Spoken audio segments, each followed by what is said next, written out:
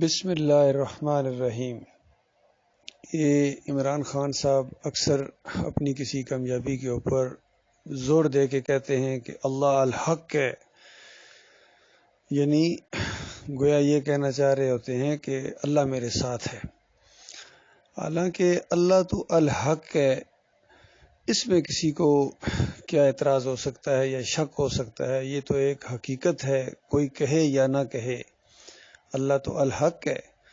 لیکن مسئلہ یہ ہے کہ آپ کہاں کھڑے ہیں؟ آپ تو الحق کے ساتھ نہیں کھڑے ہیں، آپ حق کے ساتھ نہیں کھڑے ہیں، آپ تو باطل نظام کے کارندے ہیں۔ اس باطل نظام، یہ جو جمہوریت کا نظام ہے، مشرکانہ نظام ہے، طاغوتی نظام ہے، شیطانی نظام ہے، ظلم کا نظام ہے، ناانصافی کا نظام ہے، خود آپ کو انصاف نہیں ملا اس کے اندر بقول آپ کے، اور اس کے اندر گالی گلوچ ہے، نفرتیں ہیں، ایک دوسرے کے اوپر الزامات ہے، کرپشن ہے، ایک دوسرے کے ساتھ دشمنیاں ہیں، گالی گلوچ ہے۔ بتاؤ یہ حق کے ساتھ آپ کھڑے ہیں؟ تو یہ بہت بڑا فراڈ دیا جاتا ہے انسانوں کو، اور عوام اس طرف تھوڑا توجہ دے۔ یہ اپنے خالص اقتدار کی وجہ سے، یہ اپنے خالص دنیاوی مفادات کی وجہ سے، یہ آپ کی دنیا اور آخرت دونوں برباد کر رہے ہیں۔ اللہ کے بندو، ان سے زیادہ خیر خواہ آئے تھے پاکستان کے، جنہوں نے بڑے بڑے دعوے کیے، روٹی کپڑے اور مکان کے لالچ دیے، سبز باغ دکھائے، اور پاکستان کو پوری دنیا میں آگے لے جائیں گے، یہ ہو جائے گا، ترقی ہو جائے گی، صحافت آزاد ہوگی، ساری باتیں کہتے گئے، لیکن کوئی ظالم یہ نہیں کہتا ہے کہ اس ملک کے اندر سے یہ شرک اور کفر ہے، اس کا میں خاتمہ کروں گا۔ حالانکہ نعرہ لگایا گیا تھا پاکستان کا مطلب کیا؟ لا الہ الا اللہ۔ یہ ہم علیحدہ ملک لے رہے ہیں یہ اس وجہ سے کہ ہم یہاں اللہ کی بندگی کریں گے، ہم مسلمان ہیں، ہم ہندوؤں کے ساتھ نہیں رہ سکتے۔ لیکن جب اللہ تعالیٰ نے یہ ملک ان کو دے دیا تو اس کو شرک کا گودام بنا دیا انہوں نے۔ اسلام کا قلعہ بنانے کی بجائے اس کو شرک کا گودام بنا دیا۔ ہر نوکر کے اوپر ایک بابا بیٹھا ہوا ہے جو کھوٹی قسمت کو کھری کرتا ہے، اولادیں دیتا ہے، اور کوئی داتا ہے، کوئی دستگیر ہے، کوئی مشکل کشا ہے، کوئی حاجت روا ہے، کوئی غریب نواز ہے، کوئی غوث ہے، کوئی غوث اعظم ہے، اور کوئی مختار کل ہے۔ تو بتاؤ اللہ کیا کر رہا ہے؟ رب العالمین کے بارے میں کیا خیال ہے؟ وہ کیا کرتا ہے؟ کبھی سوچا تم نے؟ تو لہٰذا اس جال سے نکلو، یہ خالص شیطانی جال ہے۔ یہ 75 سال بعد پتہ چلا کہ آزادی ملی کوئی نہیں تھی، تو وہ جو جشن آزادی مناتے رہے ان کا کیا بنے گا؟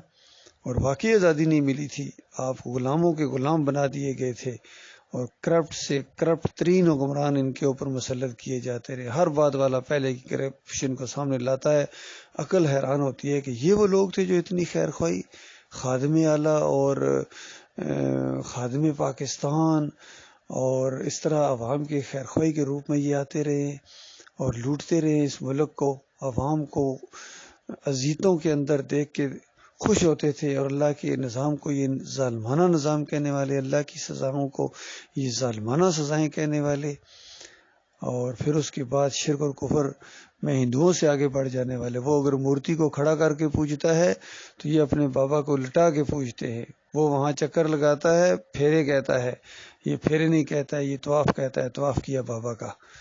اور وہ وہاں بھجن گاتا ہے، یہ قوالی ارشاد فرماتا ہے۔ وہ وہاں پرشاد بانٹتا ہے، یہ نیاز لے کے آتا ہے۔ کوئی فرق بتاؤ اللہ کے بندو؟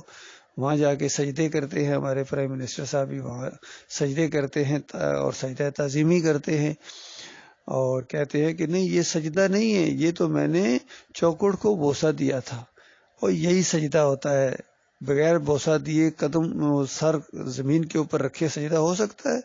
یہی سجدہ ہے۔ اور کہتے ہیں محبت میں کیا ہے، تو محبت میں ہی شرک ہوتا ہے نا، محبت میں شرک ہوتا ہے۔ میں نے اپنے آنکھوں سے وہ ویڈیو بھی دیکھا جہاں آپ بازو کے اوپر پٹا بندھوا رہے تھے یا علی مدد کا۔ یہ سارے شرک آپ کے اندر موجود ہیں۔ آپ کے سٹیج سے نعرہ حیدری، یا علی مدد کے نعرے لگتے ہیں، یا رسول مدد کے نعرے لگتے رہے ہیں، اور آپ کے ماتھے پر شکر نہیں پڑی۔ تو یہ حال ہے۔ اسی طرح وہ جو ختم نبوت کے قانون کے اندر کتنی ترمیم ہوتی رہی، اور کس طرح قادیانیوں کے ساتھ آپ کے کتنے تعلقات ہیں، اور کس طریقے سے آپ کا وہ بیان میں نے خود سنا ہے اور ویڈیو دیکھا ہے، جہاں آپ کہہ رہے ہیں کہ یہ کیا بات ہوئی کہ نبی علیہ السلام کو آخری نبی نہ مانو تو وہ مسلمان ہی نہیں ہو سکتا ہے۔ ہاں نہیں ہو سکتا ہے، یہ قرآن کا عقیدہ ہے، یہ صحیح حدیث کا عقیدہ ہے کہ نبی علیہ السلام آخری نبی ہیں، اور جو نہیں مانتا ہے وہ مسلمان نہیں ہو سکتا ہے، کافر ہے قادیانی کی طرح۔ تو یہ نہیں کہ یہ سرکاری طور پر ان کو کافر قرار دیا گیا تب یہ کافر ہے، یہ تو 100 سال پہلے ہی کافر ہو گئے تھے جب اس نے یہ عقیدہ بنایا تھا غلام احمد قادیانی نے۔ اسی طریقے سے جتنے یہ شرک کر رہے ہیں، مسلکوں میں گھسے ہوئے ہیں، کوئی بریلوی بنا دیا گیا، کوئی دیوبندی بنا دیا گیا، کوئی اہل حدیث بنا دیا گیا، اور اس مشرکانہ نظام کے اندر اور شرک کی حفاظت میں جو بھی لگے ہوئے ہیں، یہ اللہ کی کتاب کے مطابق کافر ہیں، مشرک ہیں، کیونکہ اللہ کی کتاب کا یہ فیصلہ ہے فَمَن لَّمْ يَحْكُم بِمَا أَنزَلَ اللَّهُ فَأُولَٰئِكَ هُمُ الْكَافِرُونَ هُمُ الْفَاسِقُونَ هُمُ الظَّالِمُونَ۔ اس طرح 3 فتوے اللہ کی کتاب نے دیے سورہ المائدہ کے اندر کہ اللہ کے دین کے مطابق، قرآن کے مطابق، اللہ کے نازل کردہ احکامات کے مطابق جو فیصلہ نہیں کرتا ہے، تو اللہ تعالیٰ نے تو اپنا فیصلہ دے دیا، اپنا دین نازل کر دیا، طریقہ بھی بتا دیا، حجے کر کے بتایا، نمونہ بھیج کے بتایا، لیکن آپ کو تو نبی علیہ السلام کا طریقہ پسند ہی نہیں ہے، صحابہ کرام کا طریقہ تو پسند ہی نہیں ہے۔ مثالیں دیتے ہیں آپ، کبھی سوئٹزرلینڈ کی اور کبھی کینیڈا کی اور کبھی برطانیہ کی اور کبھی امریکہ کی، اور ان مشرکانہ نظام کی مثالیں ان کی، اور کہتے ہیں کہ میں مدینہ ریاست بنا دوں گا۔ کیا بات ہے آپ کی سمجھ کی، ذرا بھی آپ کو خیال نہیں ہے۔ لہٰذا یہ بات کان کی ساری کھڑکیاں کھول کے سن لیں، آپ بھی اور دوسرے بھی۔ آپ لوگ حق کے ساتھ نہیں کھڑے ہیں، آپ باطل کے ساتھ کھڑے ہیں اور باطل کے پرچارک ہیں، اور باطل کے لیے اپنی ساری کوششیں یہ کر رہے ہیں، چاہے آپ ہوں عمران خان صاحب، چاہے یہ دوسرے شہباز شریف ہوں، چاہے نواز شریف ہوں، محمود قریشی ہوں، اور فواد چودھری ہوں، یا خواجہ آصف ہوں، جتنے بھی ہیں، احسن صاحب کے پتہ نہیں کیا ان کا نام ہے وہ ہوں، یا یہ صافی برادری ہو، عمران ریاض خان ہو، حقیقت ٹی وی والے صاحب ہوں، اور جتنے بھی یہ ہیں معیز ہوں، جتنے بھی یہ سارے باطل کے اوپر ہے، سارے ایڑی چوٹی کا زور لگا رہے ہیں، محنتیں کر رہے ہیں، لیکن یاد رکھنا ایک دن آئے گا عاملۃ ناصبہ تصلیٰ نارا حامیہ، عمل کر کر کے تھک جاؤ گے اور جہنم کی بھڑکتی ہوئی آگ سے نہیں بچ سکو گے۔ جہنم منہ کھولے آپ کا انتظار کر رہی ہے، بے قرار ہے آپ کے لیے جہنم، کیونکہ اللہ کے ساتھ آپ نے غداری کی ہے، اللہ کے دین کے ساتھ غداری کی ہے، کلمے کے ساتھ غداری کی ہے۔ ہاں، ملک کے آپ وفادار ہو سکتے ہو، قوم کے وفادار ہو سکتے ہو، یہ دعوے ہیں، اس میں سچے بھی ہو سکتے ہو، جھوٹے بھی ہو سکتے ہو، لیکن یہ بات طے ہے کہ اللہ کے دین کے ساتھ آپ نے بڑا ہی ظلم کیا۔ ہاں، نام ضرور لیتے رہے ہو اپنی دنیاوی سیاست کو چمکانے کے، سارے نام لیتے ہیں، سارے نام لیتے ہیں، اللہ کی کتاب کا لیتے ہیں، اور نبی علیہ السلام کا نام لیتے ہیں، اور یہ دوسرے تو ٹھیکیدار بنے ہوئے ہیں دین کے، فضل الرحمان ہو، طاہر القادری ہو، طارق جمیل ہو، تقی عثمانی ہو، ڈاکٹر اسرار ہو، ڈاکٹر نائک ہو، سارے کے سارے ٹھیکیدار بنے ہوئے ہیں، اعلیٰ حضرت ہوں یا ابو الاعلیٰ ہوں، اور ایمان خالص کسی ایک کے پاس بھی نہیں ہے۔ کوئی ملک ایسا نہیں جہاں ایمان خالص اور شرک نہ ہو۔ یہ بات میں ہر جگہ ثابت کر سکتا ہوں، اور آنکھوں میں آنکھیں ڈال کے ثابت کر سکتا ہوں اللہ کی توفیق سے۔ میرے پیارے بھائیو عوام، ان کے پیچھے نہ چلو، یہ اپنی دنیا کی خاطر تمہیں جہنم کا آگ کا ایندھن بنا دیں گے۔ میں آپ کا بھائی ہوں، میرا کسی پارٹی سے کوئی تعلق نہیں ہے، نہ مسلکی پارٹی سے تعلق ہے، نہ کسی سیاسی پارٹی سے تعلق ہے۔ الحمدللہ میں آرمی افسر ہوں، 7 Punjab regiment, P a number 23232۔